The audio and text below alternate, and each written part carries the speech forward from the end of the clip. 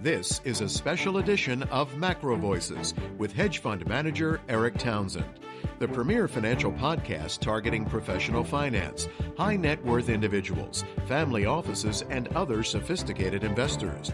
Now, for this special edition of Macro Voices, here's hedge fund manager Eric Townsend. Macro Voices All-Stars episode number 27 was recorded on July 2nd, 2019. I'm Eric Townsend. All-star Dr. Pippa Malmgren is back with us today for another fantastic interview. This episode of Macro Voices All-Stars is brought to you by TopTradersUnplugged.com, the leading podcast for systematic trading and investing. They're even offering Macro Voices listeners a free book. I'll tell you how to claim it at the end of this episode. Pippa, it is so great to have you back on All Stars. We had originally hoped to have you last week, and you had some travel, and we missed you. So it's great to have you back. I've got a question that I know everybody's dying to get your take on because you've actually worked in the White House and understand this process. President Trump, suddenly we've got this unplanned, unexplained little field trip to the North Korean DMZ and a restarting of trade talks with China, which has been on again, off again about 20 times. It feels to me like this is all, produced like a movie, that this is theatrics. President Trump's followers and supporters need to be shown that he's a tough negotiator, and they've seen that now, and now he's going to pull the deal together, and it's going to be great. Is this stuff being produced like Hollywood? I'm sure when you worked in the White House, you were never a party to anything like that, but it feels to me like the current administration is kind of producing the news ahead of time. Well, actually, to be fair, all presidents engage in Hollywood-like preparations and theatrics when they go abroad. And pretty much most presidents do this in the second half of their first term, because usually they lose control of the Congress, which is exactly what's happened here. And so Trump is going to go overseas because it doesn't matter whether he goes to Paris or he goes to the DMZ.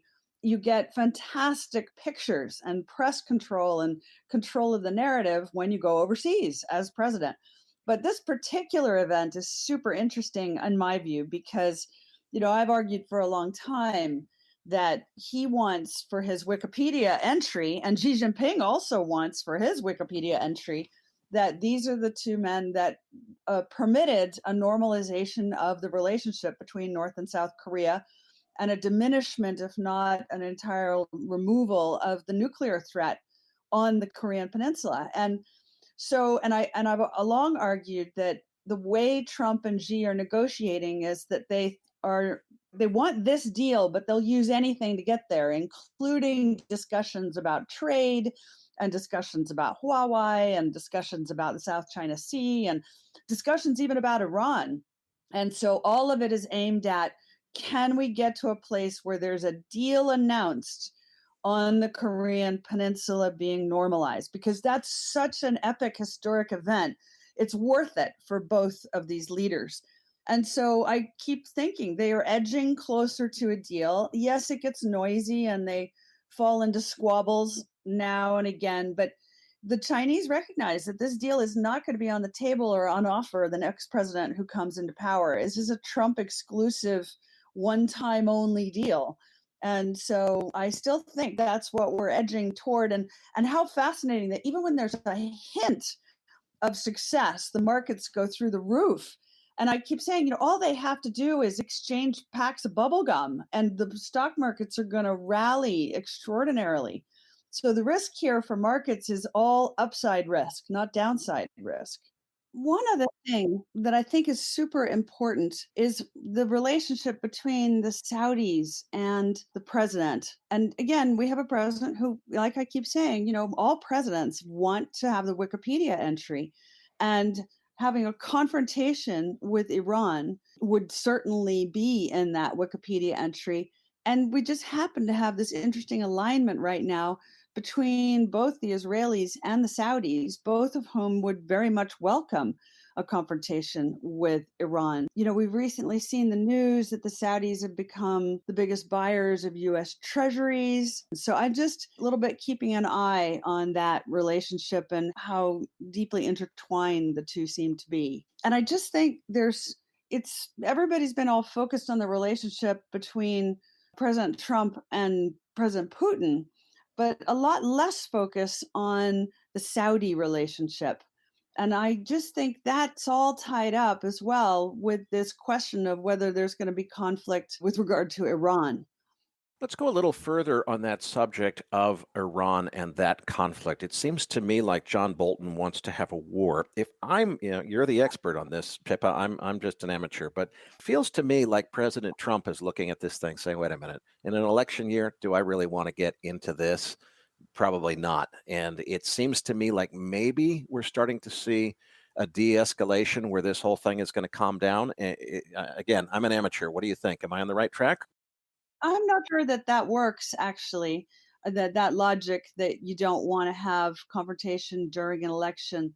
The reality is, every time that Trump is tough on foreign policy, actually, he's got a big support base for that. Being able to have events that then he can respond to is actually useful going into the election. And let's face it, look at the amount of money that he is raising. I mean, it's just extraordinary. I think he did 25 million in a single day at one event and has already raised over 100 million. I mean, the numbers are astonishing and really put American politics on a completely different financial foundation than we've ever seen for any prior election. I mean, the scale of money that one has to raise now is so off the chart. So I don't know. To say that it doesn't help his cause, I'm not sure that's right. I want to shift gears, Pippa, to a completely different subject. Just a couple of weeks ago, Facebook announced that they are launching a new digital currency system. Now, on the surface, it's just trying to make the world a better place, thanks to Facebook giving you great technology. I spent an entire 45 minutes debunking that idea with my own video, which for anybody who's interested, it's at macrovoices.com. But I want to get your take, not just on Facebook, but you're really good at expanding these issues and putting them in context of a bigger picture. What's going on in your perspective with Facebook's Libra currency, but also how does it fit into the bigger picture of personal privacy rights and so forth on the internet? There's this huge battle going on, and it's very odd because the public is almost unaware of this battle. It's the people who really have a front seat view of the most valuable commodity in the world now, which is data. They are coming out and saying either we need to do something to protect human beings from the random use of their data by people who are either trying to control them or sell to them, and the people who love the fact that there are no rules, no laws, it's a wide open Wild West, and you can not only get all this data for nothing, but you can package it and repackage it and sell it without ever having to confer with who gave it to you in the first place. So I'm particularly drawn to this guy, Larry Sanger. He was one of the original founders of Wikipedia alongside Jimmy Wales. And Larry Sanger has come out with this declaration of digital independence, and he's called for a social media strike on the 4th of July. And when you read what he says, he basically says human beings should be entitled to surf around on the net without being accountable for what they've been looking for and having that data not only sold to companies trying to sell to them, but the HR department of companies that potentially are going to employ them. Because that's exactly what's happening, is that the people buying the data are the ones that might employ you, the ones that might sell you insurance, and they want to know, what kind of a person is this? And I'm not talking about stuff like pornography. I can see the reasons why you might have a regulatory environment around that. I'm talking about you are ordering Ben and Jerry's ice cream on a Thursday night at midnight, and this is taken to be a sign that you're emotionally unstable, and that shows up on your HR application before they even look at your resume. They've already decided, statistically speaking, we think people who do this are unlikely to be, good workers in this company, and suddenly you just never get the phone call. And so, what Larry Sanger is saying is human beings are entitled to, first of all, not have their data used by everybody else without them knowing. And second, they should be entitled to get paid something if that is going to be for sale.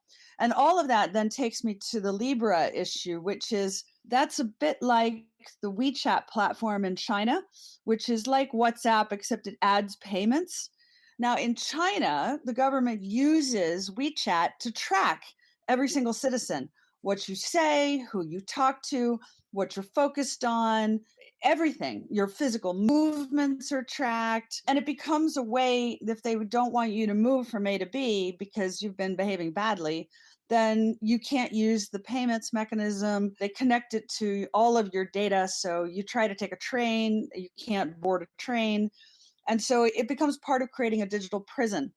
Well, in the West, we've been doing this and scoring our citizens. We just privatize the function. So it happens at Amazon and Uber and, Facebook. Well, now Facebook has announced Libra. Libra is a number of things. One of them is it's a payments platform that allows the company to then really track what you're doing and when and where and with whom. But it's also a mechanism for vastly increasing the power of Facebook because it becomes, just a good solid payments transactions base. Now, I understand why that's smart from a equity point of view, equity valuation point of view, but it's really interesting whether we want to give Facebook not only everything we already do, but in addition, show them outright every single transaction we're engaged in, and then let them sell that data to the world and then not get any compensation for it. And so this is why it's a much bigger issue than just Libra or just what Larry Sanger is calling for. It's really a existential issue about the most valuable commodity that any of us have on the whole planet. If this were oil, there would be companies and citizens fighting tooth and nail for control. But because it's data and people don't understand why that's valuable, everybody's just whistling and going, well, I don't know, that has nothing to do with me. So I think Well, this is fascinating. I think it's incredibly fascinating, Pippa, but I want to ask you about an aspect of this because intuitively it feels to me like, oh boy, these guys, Facebook, Google, the government should do something. Well, wait a minute. The Mhm. government is not on the people's side of this. Now, I know from another guest, I can't say who to respect their privacy, but Mhm. someone that we know who has Sure. very high level contacts in China has told me there is a whole team of people in China who monitor Western social media and they blacklist anyone who criticizes Chinese policy from ever being able to receive a visa to China. The United States recently announced that anyone who wants to apply for a visa to visit the United States, any foreigner, will be required to submit. Mhm. I believe it's not just your social media identity, but they want the passwords too. They want everything. So Oh, yeah. the position Yep. of the U.S. government Yep. is not we've got to come to the defense of the people and get Facebook and Google online. It's more like what other data do you guys have that you might give to us? So where could Yeah, this be headed? absolutely. You're quite right. Well, So, that's the thing. Like now, the difference between the American position and the Chinese position maybe is not so big. And I find this, again, it's like the governance issue of our time is, how much privacy is a citizen entitled to? And what things might you do that would set off alarm bells for the US government that you might not even be aware of? Because we live in a world today where everybody's looking for correlations between things. Like, apparently if you eat blueberry yogurt, it highly correlated with being Republican. Now, it doesn't cause you to be a Republican, but the fact is, the data shows that people who eat blueberry yogurt tend to vote Republican. So then the algorithm concludes that if you're buying blueberry yogurt, then you probably are, and treats you as such. Well, what other correlations are being created by the bombardment of data? And yet it's not really getting a lot of resonance, which I find, again, just fascinating that people haven't really thought about this. Now, Pippa, I couldn't possibly agree more with the sentiment of what you said, but there's one point I want to push back on a little bit, which is you said that people are not even aware that this is happening. I would look at it a little differently. I see that people are being made aware and don't seem to care. And it seems to me that there has been some kind of social change where younger generations, particularly, don't feel that their privacy of their personal data is something they're terribly concerned with. I think that people my age would be offended that this data is being used in these ways. I think a lot of younger people would say, "Oh, it's great that governments are, U.S. governments wants to know everybody's social media passwords before they'll even consider them for a visa now." That's a new rule, I believe, that the U.S. has just implemented. I think a lot of younger people think that's just fine. Is this a change in social attitude that we need to understand? Well, I do think there are generational gaps. I think millennials think it's just fine. The Generation Z that's below them, I have a daughter who's in that age bracket. They are very uneasy about social media and their privacy. There's been a complete turnaround for the kids who are now teenagers, and they are extremely cautious and wary about participating in anything that gives away their personal information. So it's a generational thing, but I also think it's because people feel they have nothing to hide, and they're just not understanding it's not about that. It's about if you have certain behaviors that the HR department won't even interview you. And if you were to stand there in front of them and say, "Well, just because I, eat ice cream at midnight doesn't mean that I'm emotionally unstable." And they might say, "Yes, well, but our algorithm says that it is true. So we're not even going to meet you." See, this is the thing. It's the foregone opportunity that you don't even know happened. Pippa, I hear what you say about Gen Z, and frankly, I think it's refreshing that that younger generation is maybe not going to repeat what I feel is a mistake of their older brothers and sisters in the millennial generation who were so unconcerned with the privacy of their personal data. But I guess what I still don't see Mhm. is what can we expect and where is this headed? Because I don't think that governments anywhere in the world are going to change their attitude that they want to scoop as much information as they can possibly get and try to mine it as best as they know how. And frankly, for all the reasons you've described, that introduces a lot of risk of error. But I don't think it's going to change. You did describe this new Internet Bill of Rights idea that is being Mhm. introduced. That sounds great. Larry Sanger, I applaud him. But, I don't think that the strike on Facebook on the 4th of July is going to change the attitude of governments around the world. So, where's this all headed and what should we be doing about it? At the core of it, this isn't a question about governance. It's about the nature of the relationship between the citizen and the state, between the company and the customer. And I think that's how we should think about it, as opposed to it being just a technical issue. It's really about the balance of power in the society. And I guess until people experience this personally, and that would mean they have to find out that the reason they never got the job, or the reason they couldn't get the insurance, or the reason that somebody wouldn't date them on the internet was because their data was available and someone made a decision on the basis of the digital twin, not on you, but your digital twin. Because see, most people don't even get to see their digital twin. They don't know what do they look like. At least with Equifax, you can look at your financial position. You can say, I want to know, how do I appear?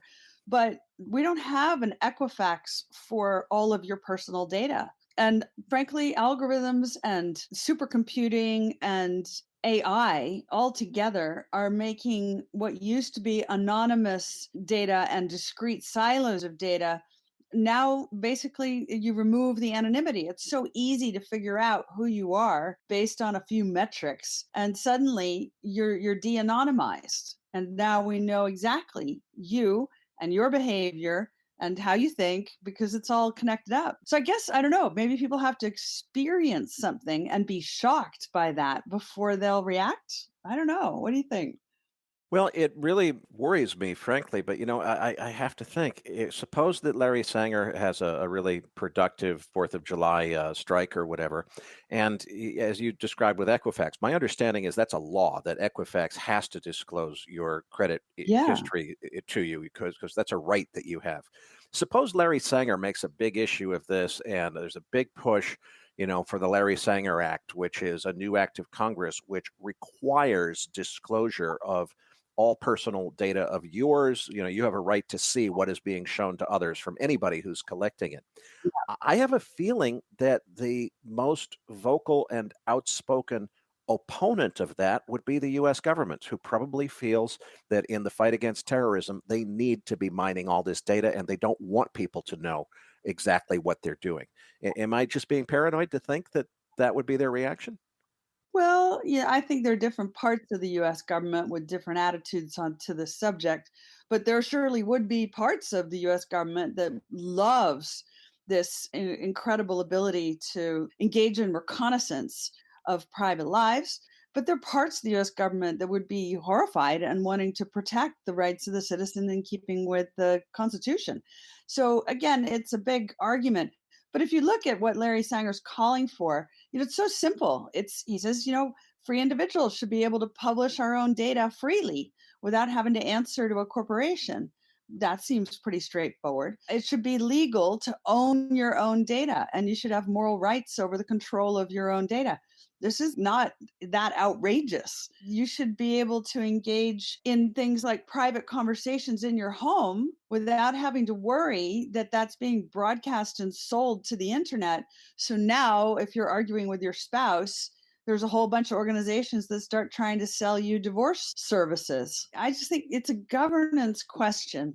It's not going to go away. And since so much of the value of any company today is tied up in this question, we have to study this and try to understand where is the public going? Will they just continue to ignore it? In which case, the Googles of this world are worth a lot more than they are today, or that there's going to be some kind of controls put in place, in which case Google's valuation won't be as high as it would have been otherwise. So I think this is just the super hottest issue, and every investor needs to pay attention to it because the valuation of every single company is affected by whether we end up in a world where they get to control the data, even if it's yours, or we end up in a world where you get a say in how your data is controlled. Pippa, we're going to have to leave it there in the interest of time, but I can't thank you enough for another fantastic interview this holiday weekend. Today's All Stars episode with Pippa was made possible by TopTradersUnplugged.com. If you want a different perspective on how to invest in today's markets without emotions and without predictions, go to TopTradersUnplugged.com/macro, where you can claim a free book about a highly dependable and consistent, yet frequently overlooked investment strategy. Check them out. You'll be glad you did. For the Macro Voices Podcast Network, I'm Eric Townsend.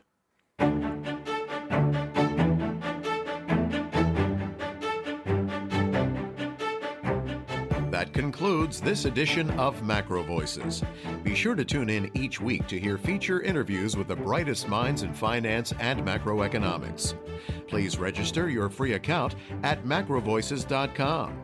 Once registered, you'll receive our free weekly Research Roundup email containing links to supporting documents from our featured guests and the very best free financial content our volunteer research team could find on the internet each week. You'll also gain access to our free research library. And the more registered users we have, the more we'll be able to recruit high-profile feature interview guests for future programs. So please register your free account today at macrovoices.com if you haven't already. You can subscribe to Macro Voices on iTunes to have Macro Voices automatically delivered to your mobile device each week, free of charge. Macro Voices is presented for informational and entertainment purposes only. The information presented on Macro Voices should not be construed as investment advice. Always consult a licensed investment professional before making investment decisions. The views and opinions expressed on Macro Voices are those of the participants and do not necessarily reflect those of the show's hosts or sponsors. Macro Voices, its producers, sponsors, and hosts, Eric Townsend, shall not be liable for losses resulting from investment decisions based on information or viewpoints presented on Macro Voices.